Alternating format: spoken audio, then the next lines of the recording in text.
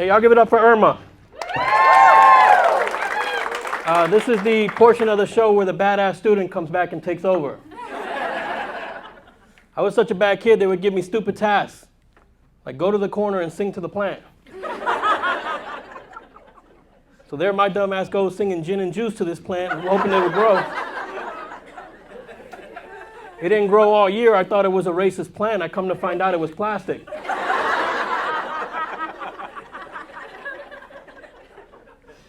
I am a twin. Don't let my twin sister join that class with us. We would terrorize that teacher. We were so bad, the teacher pulled us aside. He said, hey man, you got 3 weeks left in class. I'm going to give you guys 100 if you guys can behave. And he kept true to his word. At the end of class, he gave me a 50 and he gave my sister a 50. Terrible. I'm very excited to be here. I just don't have a lot of time. I told my wife I was going to the gas station, and I found an AirTag in my backpack. For those that didn't laugh, an AirTag is a GPS device that prevents you from having fun and starting a second family. There's that. My wife and I, we've been married 15 years. She is Hispanic. That's where the class usually stops. I feel like being married to a Hispanic woman should come in extra years. For every year, it should be 3. I've been married 15. My hairline says 45. It's crazy. We're hitting an adventurous stage in our marriage. Just the other day, she had my phone in her hand, and she was going through my Instagram.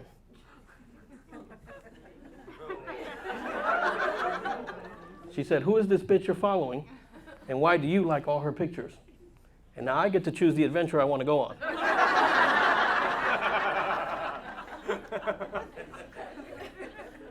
It's always evolving. In the beginning of our marriage, we had devices in the bedroom to keep the marriage alive. And now the devices are in there to keep me alive. I have a CPAP. For the younger folks, a CPAP is a breathing machine to help. I have an air purifier, and I have a bed that reclines. If you want to ruin the mood, go ahead and recline a bed real quick. My room looks like 50 Shades of Disability. My wife has won every argument for the past 2 years because all she has to do is cut the power off. Terrible. Irma did say I'm coming from Texas, from San Antonio, but I'm originally from New York City. Thank you. I am Dominican. Thank you again. It's a learning curve when you get to Texas. In New York, guns are considered illegal. And when I moved to Texas, I quickly found out I'm considered illegal.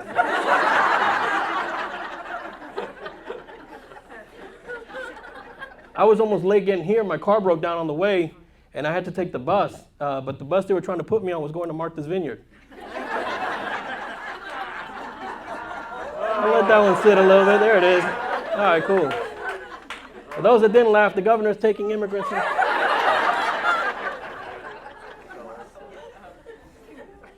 It's cool. Even with all that, I still love living in Texas over New York.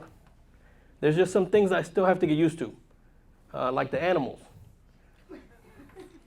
My backyard sounds like Jurassic Park at night. In New York, I only knew 2 things, roaches and rats. So when I walked outside the other day and there was a snake, I panicked. The first thing I did was throw my keys at it. Because I wanted it to know it now owned my house.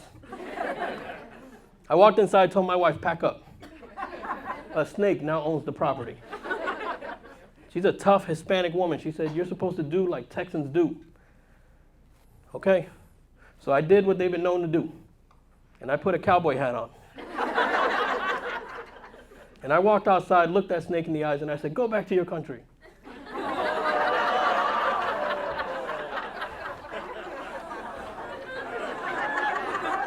There it is.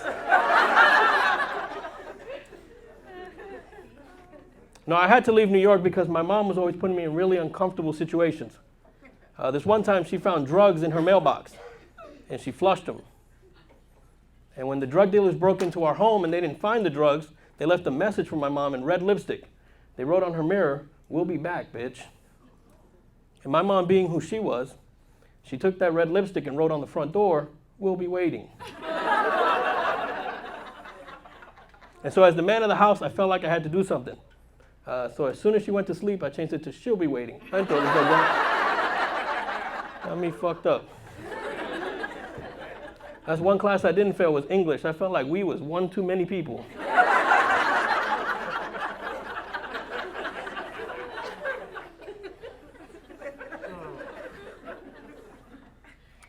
I am a dad. I have my wife and I, we have 2 beautiful kids. Yeah. Thank you. Are you one of those special teachers?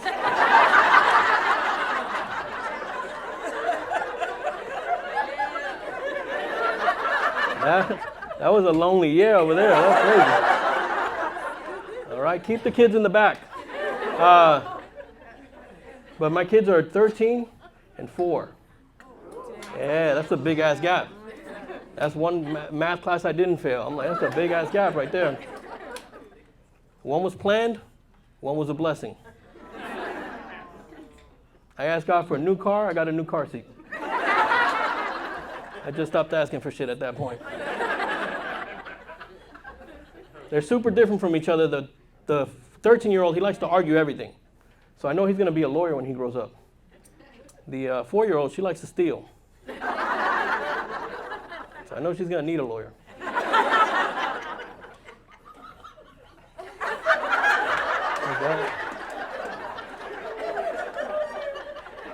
I'll take that Thomas the Tank Engine laugh back there. That's good. My daughter's a diva, man. When we baptized her, the church was full. It was a full congregation. And every time the priest did something, the crowd would gasp. And in my mind, I think they think she's the chosen one.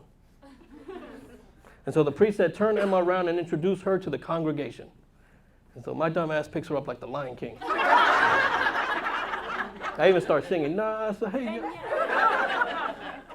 When I had her up here, I realized why they were reacting this way. She had been shitting on me the entire baptism.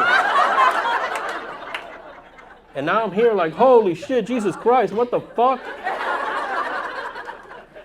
I'm cursing in church, she's shitting everywhere. The priest is throwing holy water on both of us. The baptism has now turned into an exorcism. And now I'm Buddhist. There's that.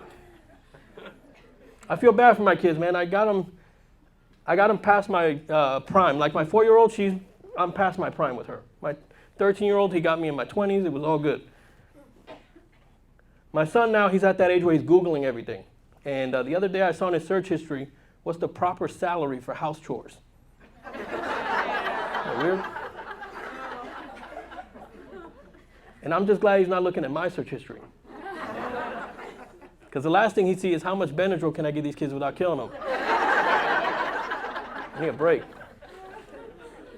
But I say my daughter got me past my prime because I'm in my 40s. I just turned 41. Thank you. And my son came to me, he said, "Dad, you're 45, right?" I said, No, I'm 41. He said, "At your age, does the number even matter anymore?" But my daughter kicked the ball to me, and I stopped it with my leg, just like this. And I threw my back out in 3 places. And now I'm in front of my house like, fuck, go get your mom, go get your mom. And she passed out because the Benadryl had kicked in. Fucked up. Do we have any military in the house tonight? All right, what branch? Navy. Anybody else? Army. Army. Okay. Army of one back there. What's that? What's that back there? Okay, now they're quiet. I did 14 years in the Air Force. I joined the Air Force because I was told it was the smartest branch. When I became a supervisor, I quickly found out that's not true. But I went to Afghanistan, and in Afghanistan, I was known as the chair force.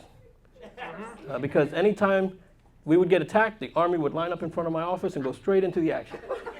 And I'd go right back to my desk and check on my Amazon packages. But now that I'm older, my son wanted to join the Boy Scouts. I said, let's do this. The problem is, I didn't know that I have to teach him all the lessons, and he's been badgeless for months. And so we're on an overnight camping trip. I go to the Scoutmaster. He said, hey, man, I said, can you help me, man? I don't know what I'm doing. He said, you did 14 years in the military. Teach him what you learned. You know how pissed he was when he saw my son in front of our tent checking on my Amazon packages? Listen, that's my time. My name is Chris Grulon. Thank you.